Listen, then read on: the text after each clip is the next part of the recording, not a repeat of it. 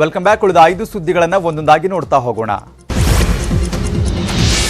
ಬಾಹ್ಯಾಕಾಶದಲ್ಲಿ ಇಸ್ರೋ ಮತ್ತೊಂದು ಮೈಲಿಗಲ್ಲು ಸಾಧಿಸಿದೆ. ಭೂಮಿಯಿಂದ ಸೂರ್ಯನತ್ತ 4 ತಿಂಗಳ ಅವಧಿಯಲ್ಲಿ 15 ಲಕ್ಷ ಕಿಲೋಮೀಟರ್ ಕ್ರಮಿಸಿದ್ದ ಆದಿತ್ಯ L1 ಸೂರ್ಯ ನೌಕೆ ಅದರ ನಿಗದಿತ ಕಕ್ಷೆಯನ್ನು ಯಶಸ್ವಿಯಾಗಿ ಸೇರಿದೆ. ಆದಿತ್ಯ L1 ನೌಕೆಯನ್ನ ಲ್ಯಾಂಗ್ರೇಜ್ ಪಾಯಿಂಟ್ನಲ್ಲಿ ಕೂರಿಸುವ ಪ್ರಕ್ರಿಯೆಯನ್ನ ಇಸ್ರೋ ಯಶಸ್ವಿಯಾಗಿ ನಿಭಾಯಿಸಿದೆ. ಪ್ರಕ್ರಿಯೆಯ ಸಕ್ಸಸ್ ಬಗ್ಗೆ ಇಸ್ರೋ ಎಕ್ಸ್ನಲ್ಲಿ ಪೋಸ್ಟ್ ಮಾಡಿದೆ. ಇನ್ನು ಇದು ಸೂರ್ಯಯಾನ ನೌಕೆಯ ಅಂತಿಮ ನಿಲ್ದಾಣವಾಗಿದ್ದು ಅಲ್ಲಿಂದಲೇ ಅದು ಸೂರ್ಯನನ್ನ ನಿರಂತರವಾಗಿ ಅಧ್ಯಯನ ಮಾಡಲಿದೆ.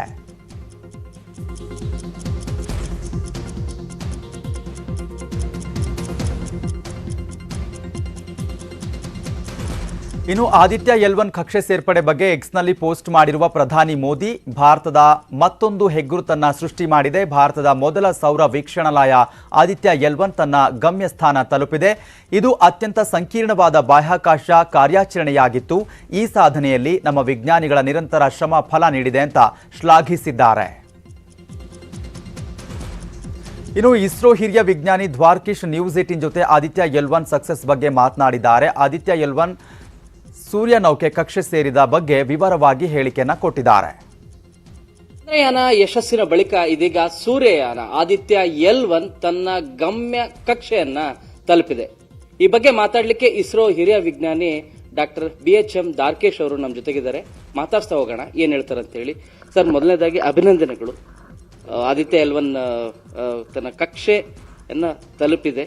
ಸೊ ಈ ಕಾರ್ಯ ಆದ್ಮೇಲೆ ಸರ್ ಏನೆಲ್ಲ ಪ್ರಕ್ರಿಯೆ ಇರುತ್ತೆ ಮುಂದೆ? ಧನ್ಯವಾದಗಳು ಶರಣು.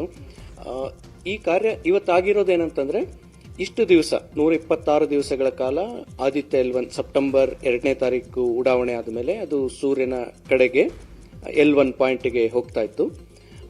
ಇವತ್ತು ಏನಂದ್ರೆ ಅದನ್ನ L1 ಅನ್ನುವ ಲೆಗ್ರಾಂಜಿಯನ್ ಪಾಯಿಂಟ್ ಅನ್ನುವ ಒಂದು ಕಾಲ್ಪನಿಕ ಬಿಂದು, ಅಲ್ಲಿ ಏನೂ ಇಲ್ಲ, ಅದರ ಸುತ್ತಲೂ ಸುತ್ತೋ ತರ ಮಾಡಬೇಕು. ಇದು ಒಂದು ಹಾಲೋ ಆರ್ಬಿಟ್, ಹಾಲೋ ಕಕ್ಷೆ. ಈ ಕಕ್ಷೆಗೆ ಬಂಧಿಸಬೇಕು ಅದನ್ನ ಅಂತಂದ್ರೆ ಹೀಗೆ ಹೋಗ್ತಾ ಇರೋದಕ್ಕೆ ಒಂದಷ್ಟು ಅದಕ್ಕೆ ಮ್ಯಾನ್ಯುವರ್ ಅಂತೀವಿ ನಾವು, ಪ್ರಕ್ರಿಯೆ ಮಾಡಿಬಿಟ್ಟು ಅದು ಇಲ್ಲಿ ಸುತ್ತೋ ತರ ಆಯ್ತು. ಸೊ ಒಂದ್ ವೇಳೆ ಇದನ್ನ ಮಾಡದೇ ಇದ್ದಿದ್ರೆ ಬಹುಶಃ ಇದು ಸೂರ್ಯನ ಕಡೆಗೆ ಹೋಗ್ಬಿಡ್ತಾ ಇತ್ತು. ಆ ದೃಷ್ಟಿಯಿಂದ ಇವತ್ತು ಮಾಡಿರೋ ಕೆಲಸ ಏನಂದ್ರೆ ಇದನ್ನ ಅದೇ ಹಾಲೋ ಆರ್ಬಿಟ್ಗೆ ಬಂಧಿಸಿರುವಂಥದ್ದು. ಇನ್ನು ಮುಂದೆ ಅದು ನಿರಂತರವಾಗಿ 5 ವರ್ಷದ ಅದರ ಪೀರಿಯಡ್ ಇದ್ರೂ ಕೂಡ ಬಹಳ ಕೆಲವು ದಶಕಗಳ ಕಾಲ ಅದು ನಿರಂತರವಾಗಿ ಸುತ್ತುತ್ತೆ. 5 ತಿಂಗಳ ಪಯಣ, ಇದರಲ್ಲಿ ಏನಾದ್ರೂ ಒಂದಷ್ಟು ತಾಂತ್ರಿಕ ತೊಂದರೆಗಳಿರ್ಬೋದು ಅಥವಾ ಏನಾದ್ರೂ ಸಂಕಷ್ಟಗಳು ಎದುರಾಯ್ತು ಸರ್? ಹಾಗೆ ನೋಡಿದ್ರೆ ಎದುರಾಗುತ್ತೆ ಅನ್ನುವಂಥ ಸಾಧ್ಯತೆಗಳೆಲ್ಲ ಇತ್ತು. ಆ ಸಂಕಟಗಳನ್ನು ಮೊದಲೇ ಊಹಿಸಬಹುದಾದ್ರಿಂದ ಅದನ್ನ ಎದುರುಕೊಳ್ಳೋದಕ್ಕೆ ಮತ್ತೆ ಅದನ್ನ ಓವರ್ಕಮ್ ಮಾಡೋದಕ್ಕೆ ಕೆಲಸಗಳು ಆದವು.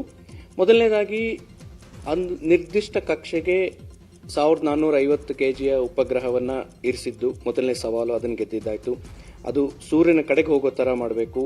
ಈ ಸಂದರ್ಭದಲ್ಲಿ ಟ್ರಾಜೆಕ್ಟರಿ ಕರೆಕ್ಷನ್ಸ್ ಅಂತ TCMಗಳು, ಸೊ ಆ ಕರೆಕ್ಷನ್ ಸ್ವಲ್ಪನೇ ಬೇಕಾಗಿದ್ದಂಥದ್ದು, ಅದನ್ನ ಮಾಡಿದ್ದಾಯ್ತು.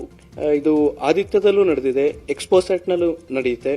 ಹಾಗಾಗಿ ಇಷ್ಟು ದಿವಸ ನಾವು ನಳಂದ ತಕ್ಷಶಿಲಾ ಸಮಯದಲ್ಲಿ ಜ್ಞಾನವನ್ನು ಹಂಚಿದಂಥವ್ರು, ಬಹುಶಃ ಆ ಸೈಕಲ್ಗೆ ಮತ್ತೆ ನಾವು ಬಂದಿದ್ದೇವೆ ಅಂತ ಅನಿಸ್ತಾ ಇದೆ. ಆ ಖುಷಿ ಇದೆ. ಇದು ಡಾಕ್ಟರ್ BHM ದ್ವಾರಕೀಶ್, ಇಸ್ರೋದ ಹಿರಿಯ ವಿಜ್ಞಾನಿಯ ಮಾತು. ಬೆಂಗಳೂರಿಂದ ಕ್ಯಾಮರಾ ಪರ್ಸನ್ ವಿಶ್ವನಾಥ್ ಹಾವೇರಿ ಜೊತೆ ಶರಣು Hampi, news 18. SKSSF Karnataka, Abu Dhabi ಹಾಗೂ ಬ್ಲಡ್ ಹೆಲ್ಪ್ಲೈನ್ ಕರ್ನಾಟಕ ಇವರ ಆಶ್ರಯದಲ್ಲಿ ಅಬುದಾಬಿಯಲ್ಲಿ 2ನೇ ಯಶಸ್ವಿ ರಕ್ತದಾನ ಶಿಬಿರ ಆಯೋಜನೆ ಮಾಡಲಾಗಿತ್ತು. ರಕ್ತದಾನ ಶಿಬಿರದಲ್ಲಿ ಒಟ್ಟು 52 ಮಂದಿ ಪಾಲ್ಗೊಂಡು ರಕ್ತದಾನ ಮಾಡಿದರು.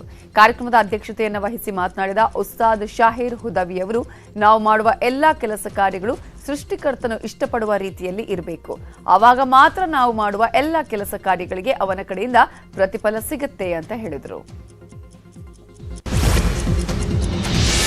ಬಾಂಗ್ಲಾದೇಶದಲ್ಲಿ ಇವತ್ತು ಚುನಾವಣೆ ನಡೆಯಲಿದೆ. ಪ್ರಧಾನಿ ಶೇಖ್ ಹಸೀನಾ ಅವರ ಆಡಳಿತಾರೂಢ ಅವಾಮಿ ಲೀಗ್ ನೇರವಾಗಿ 4ನೇ ಬಾರಿಗೆ ಗೆಲ್ಲುವಂತಹ ನಿರೀಕ್ಷೆ ಇದೆ. ಮುಖ್ಯ ವಿರೋಧ ಪಕ್ಷವಾದಂತಹ ಬಾಂಗ್ಲಾದೇಶ ನ್ಯಾಷನಲಿಸ್ಟ್ ಪಾರ್ಟಿಯ ಅಧ್ಯಕ್ಷ ಮಾಜಿ ಪ್ರಧಾನಿ ಖಲೀದಾ ಜಿಯಾ ಭ್ರಷ್ಟಾಚಾರ ಆರೋಪದಲ್ಲಿ ಗೃಹ ಬಂಧನದಲ್ಲಿದ್ದು ಚುನಾವಣೆಯನ್ನು ಬಹಿಷ್ಕರಿಸಿದ್ದಾರೆ. ಒಟ್ಟು 27 ರಾಜಕೀಯ ಪಕ್ಷಗಳಿಂದ 1500ಕ್ಕೂ ಹೆಚ್ಚು ಅಭ್ಯರ್ಥಿಗಳು ಮತ್ತು 436 ಸ್ವತಂತ್ರ ಅಭ್ಯರ್ಥಿಗಳು ಕಣಕ್ಕಿಳಿಯಲಿದ್ದಾರೆ. ಬೆಳಗ್ಗೆ 8ರಿಂದ ಸಂಜೆ 5ರವರೆಗೆ ಮತದಾನ ನಡೆಯಲಿದೆ. ಜನವರಿ 8ರಂದು ಫಲಿತಾಂಶ ಹೊರಬೀಳಲಿದೆ. ಆಗಸದಲ್ಲಿ ಹಾರ್ತಾ ಇದ್ದಾಗ ಬೋಯಿಂಗ್ 737 ಪ್ರಯಾಣಿಕ ವಿಮಾನದ ಬಾಗಿಲೊಂದು ಕಿತ್ತು ಹಾರಿ ಹೋದ ಘಟನೆ ಅಮೆರಿಕದಲ್ಲಿ ನಡೆದಿದೆ. ವಿಮಾನದಲ್ಲಿದ್ದ ಎಲ್ಲಾ 177 ಜನ ಅದೃಷ್ಟವಶಾತ್ ಪಾರಾಗಿದ್ದಾರೆ. ಒರೆಗನ್ ರಾಜ್ಯದ ಪೋರ್ಟ್ಲ್ಯಾಂಡ್ನಿಂದ ಕ್ಯಾಲಿಫೋರ್ನಿಯಾದ ಒಂಟಾರಿಯೋಗೆ ಹೊರಟಿದ್ದ ಅಲಾಸ್ಕಾ ಏರ್ಲೈನ್ಸ್ನ ವಿಮಾನ ಟೇಕ್ ಆಫ್ ಆದ ಕೆಲ ನಿಮಿಷದಲ್ಲಿ 16,325 ಅಡಿ ಎತ್ತರದಲ್ಲಿ ಹಾರ್ತಿದ್ದಾಗ ಅದರ ಒಂದು ತುರ್ತು ನಿರ್ಗಮನ ದ್ವಾರ ಕಿತ್ತು ಹಾರಿದೆ. ವಿಮಾನದಲ್ಲಿದ್ದ ಪ್ರಯಾಣಿಕರು ಪ್ರಾಣ ಭೀತಿಯಿಂದ ಕಿರುಚಾಡಿದ್ದಾರೆ. ಕೂಡಲೇ ವಿಮಾನವನ್ನು ಪೋರ್ಟ್ಲ್ಯಾಂಡ್ ಅಂತಾರಾಷ್ಟ್ರೀಯ ವಿಮಾನ ನಿಲ್ದಾಣದಲ್ಲಿ ತುರ್ತು ಭೂಸ್ಪರ್ಶ ಮಾಡಲಾಗಿದೆ ಅಂತ ತಿಳಿದು ಬಂದಿದೆ. This wasn't even the emergency door. We're at the end of the plane, so the emergency door's right there. It was just a piece of the plane.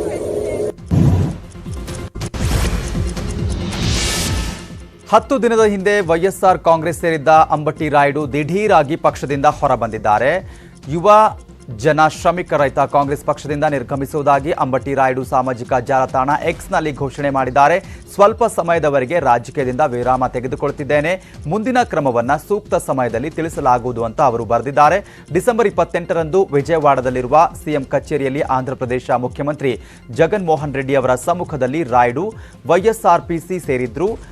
ಇನ್ನು IPL 2023ರ ಆವೃತ್ತಿ ನಂತರ ರಾಯುಡು ಎಲ್ಲ ರೀತಿಯ ಕ್ರಿಕೆಟ್ನಿಂದ ನಿವೃತ್ತರಾಗಿದ್ದಾರೆ. ಅಲ್ಲದೆ ಎಲ್ಲ ಮಾದರಿಯ ಕ್ರಿಕೆಟ್ಗೆ ನಿವೃತ್ತಿ ಘೋಷಿಸಿದ್ದಾರೆ. ಅವರ ಮುಂದಿನ ನಡೆ ಬಹಳಷ್ಟು ಕುತೂಹಲ ಮೂಡಿಸಿದೆ.